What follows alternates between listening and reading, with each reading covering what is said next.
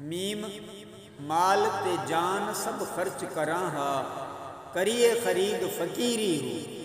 फ़कर करूं रब हासिल होवे, क्यों कीजिए दिलगीरी हो। दुनिया कारण दीन विञावन, कूड़ी शेखी पीरी हो। तर्क दुनिया थी कादरी कीते बाहू, शाह मीरां दी मीरी हो। फ़कीरी ख़रीद थी हा त जेकर माल ऐं जान सभु ख़र्च करे बि फ़कीरी हासिल करियां।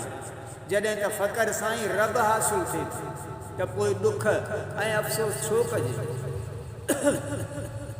इहो सौदो त सस्तो आहे। उहे मुर्शिद जेके दुनिया जे हिर्स ऐं लालच जे लाइ दीन विञायो छॾनि, तंहिंजी शेखी ऐं पीरी सरासर कूड़ आहे। ऐं बाहू दुनिया खे तर्क करणु ऐं छॾे ॾियणु त हज़रत गौसे आज़म सैयदना अब्दुल क़ादिर जीलानी क़ादरी हासिल कयो आहे ऐं उन करे ई शाह मीरां जी राह मार्फत में बादशाही आहे।